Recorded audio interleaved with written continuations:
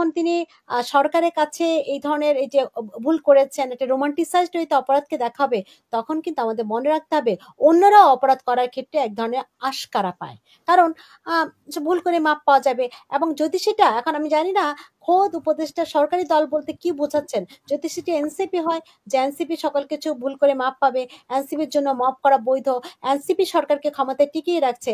Public পরিসরে যে পরিমাণ গালিগালাজ করা হচ্ছে সরকার সেগুলো কিন্তু নীরব আছেন। সুতরাং সরকারের এই যে নীরবতা এগুলো কিন্তু রাজনীতির অংশ। এগুলো কিন্তু একটা নির্দিষ্ট মতাদর্শের দলকে আশকারা দিয়ে মবকে যারা রেখে ক্ষমতা টিকে থাকারই একটা পার্ট। আপনি যদি আ সংবাদ মাধ্যমে দেখেন যে বিভিন্ন আপনার মডেল, বিভিন্ন শিল্পীদের উপরে যে বাউল শিল্পীদের এবং তারা বিভিন্ন মহিলা ফুটবলার উপরে নারীদেরকে নারীদেরকে বিভিন্ন কর্মকাণ্ডে তখন তাদেরকে জড়ো হয়ে তাদের সেই শোরুম উদ্বোধন করা, তাদের গান গাওয়া সেগুলোর উপর কিন্তু তৌহিদি জনতা যে আপনার মব করেছিল সে সময় কিন্তু সেগুলো বন্ধ করা হয়েছিল। কোনো ক্ষেত্রে কিন্তু মেলাও বন্ধ করা হয়েছিল তৌহিদি জনতার আপনার এই মবের কারণে। আ শেষ রিমার্কস এর ক্ষেত্রে আমি একটা কথা বলতে চাই। এই গণঅভ্যুত্থানের পরপরই যখন তোফাজ্জল নামে একটি ছেলে আমারই বিশ্ববিদ্যালয়ে আসলে মবের মাধ্যমে খুন হয়েছিল। আমি খুনই বলব, হত্যাই বলব। সেই ঘটনা কিন্তু বিচারের কই?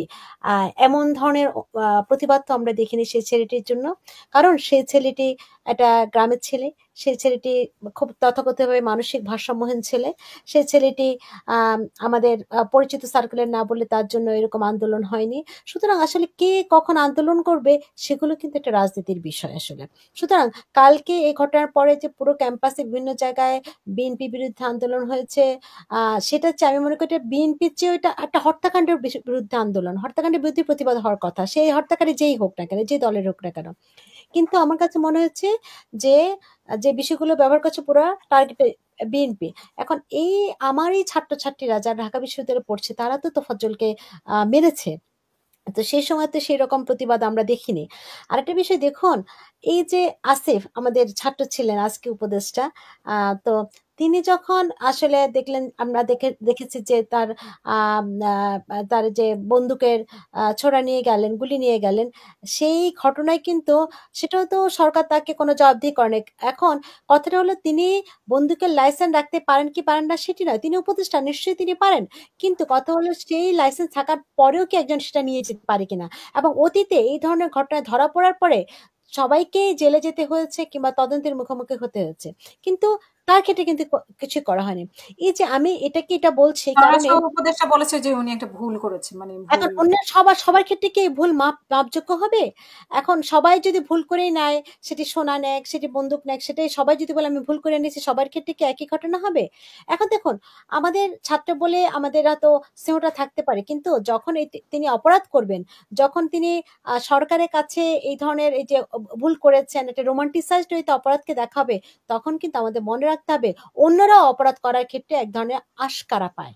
কারণ আ যে ভুল করে মাপ পাওয়া যাবে এবং যদি সেটা এখন আমি জানি না খোদ উপদেষ্টা সরকারি দল বলতে কি বোঝাচ্ছেন? যদি সেটি এনসিপি হয় যে এনসিপি সকল কিছু ভুল করে মাপ পাবে, এনসিপির জন্য মপ করা বৈধ, এনসিপি সরকারকে ক্ষমতায় টিকিয়ে রাখছে এবং দিকে স্পষ্ট উন্নতি আলোচকার মধ্যে দিয়ে এসেছে যে এই এই স আ আমার কাছে মনে হচ্ছে যে আপাততভাবে যে মপতন্ত্রের মধ্যে দিয়ে সরকার যদি টিকে থাকতে পারে, সরকারের মনে হচ্ছে যে এছাড়া তো আসলে আমার কাছে মনে হয় না যে সরকার কোন ধরনের গণতান্ত্রিক ওয়ে রক্ষা করছেন এবং গণতান্ত্রিক ওয়ে রক্ষা করলে তাদের ১ম মনোযোগ দেওয়া উচিত ছিল প্রতিষ্ঠানগুলোকে আপনার সক্রিয় করা, প্রতিষ্ঠানগুলোকে মত প্রকাশের স্বাধীনতার মতো কাজ করতে পারা অবস্থা করা, বিচার বিভাগকে স্বাধীন করা, নির্বাচন কমিশনকে স্বাধীনভাবে কাজ করতে করার সুযোগ দেয়া এবং মুক্তিযুদ্ধ, নারী এই বিষয়গুলো বাংলাদেশের মানুষ ৭১ এ মুক্ত সেগুলোকে যে হারে ভাঙা হচ্ছে তার বিরোধী কথাবার্তা ক্ষেত্রে নিশ্চুপ আছে। নারী বিষয়ে যে ধরনের পাবলিক পরিসরে যে পরিমাণ গালিগালাজ করা হচ্ছে সরকার সেগুলো কিন্তু নীরব আছেন।